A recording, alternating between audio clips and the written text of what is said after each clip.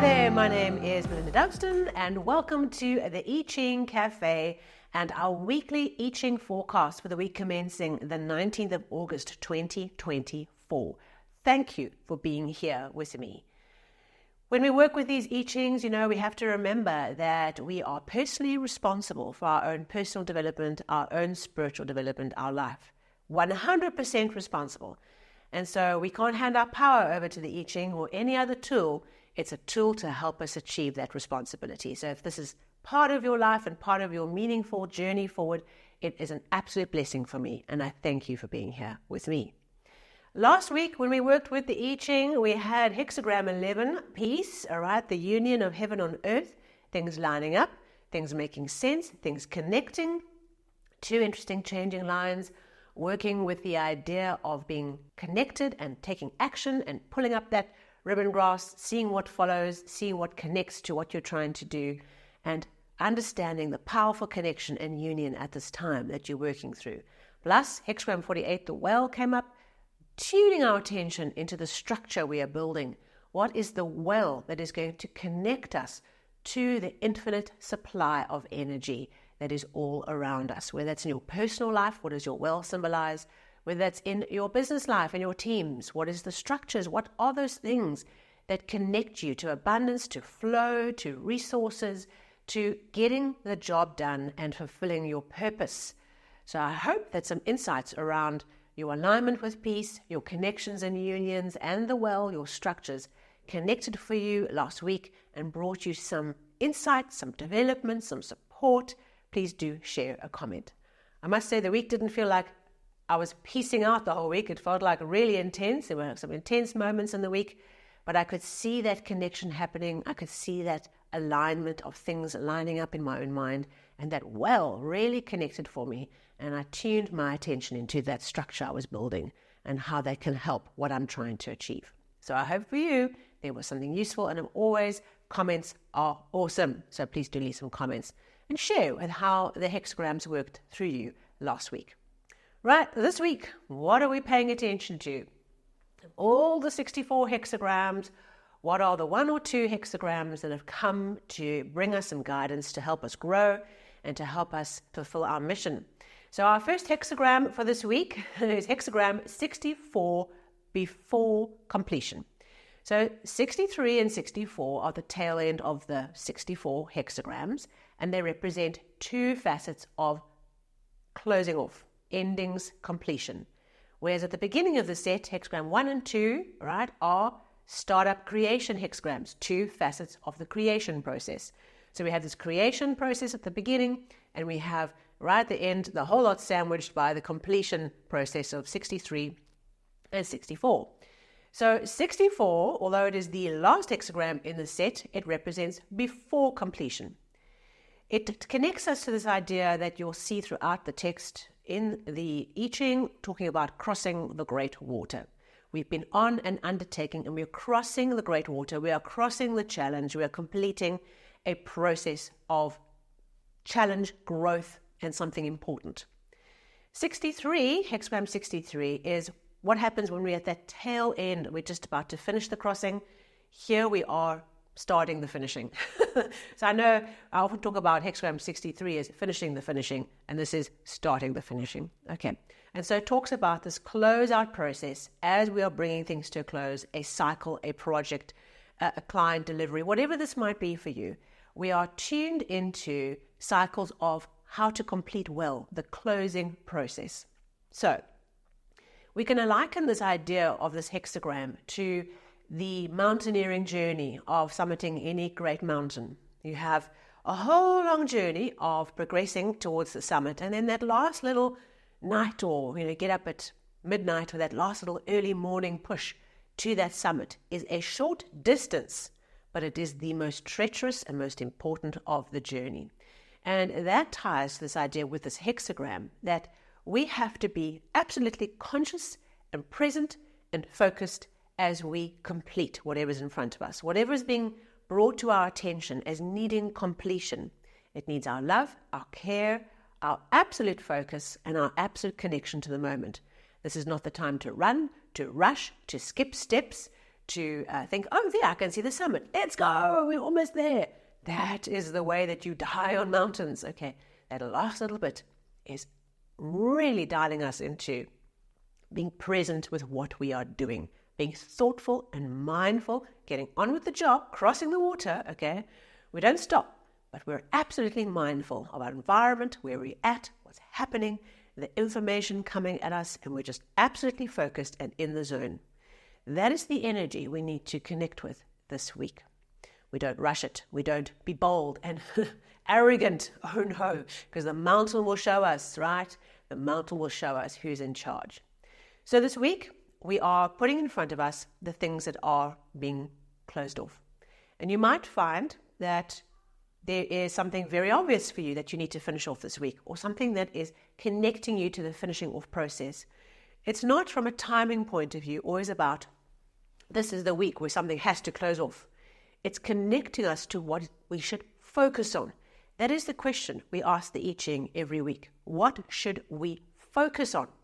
And so this week, our focus is on the completion processes that are happening. It'll be obvious to some of us what we're completing, and maybe for some of us, avoiding completing issues is what comes up, all right? Where we procrastinated over finishing things off. Where do we need to dedicate our focus to a structured, focused, diligent plan of the finishing? Okay. See what comes up for you, because we are all different and we all have different connections to these hexagrams as we work through them. Either we are very aware of what we're finishing and we're going for it, or we are avoiding the finishing, and this hexagram comes to give us a little bit of help, a little bit of a boost to complete the process. So, 2 changing lines in the first and the third position this week. In the first position, remember that's right at the bottom, that's the beginning of this start of the finishing.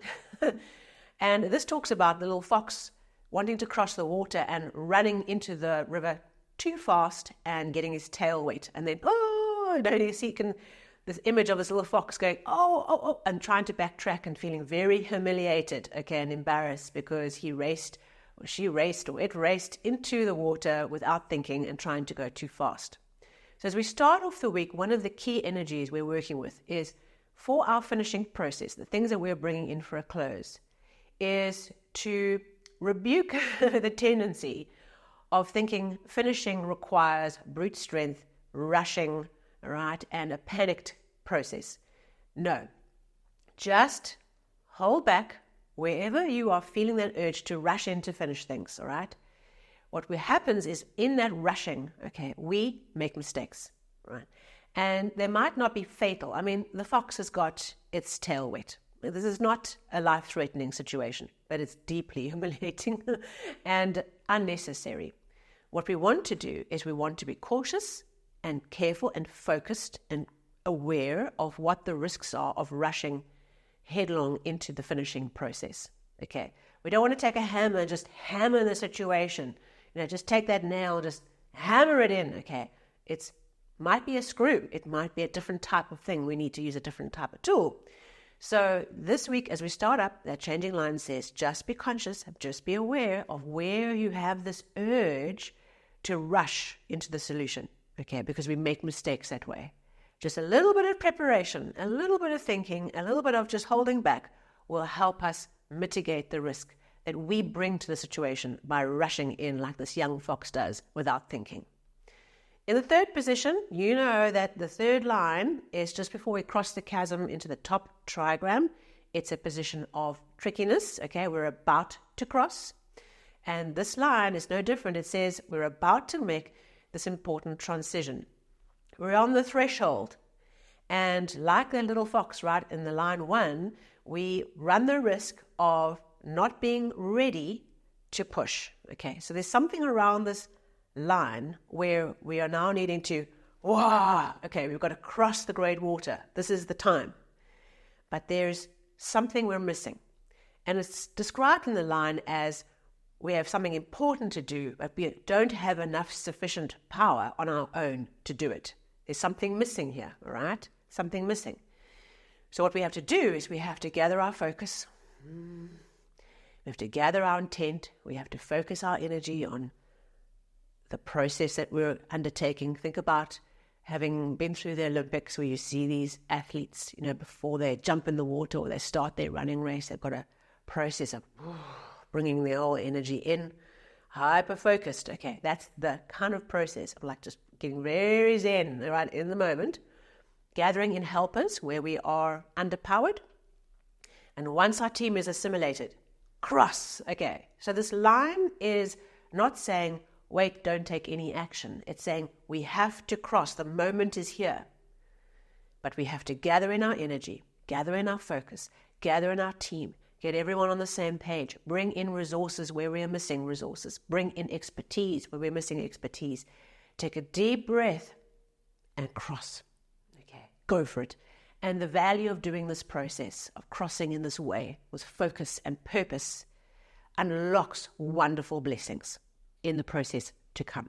Okay, 2 changing lines, giving us something very specific to work with this week as we cross.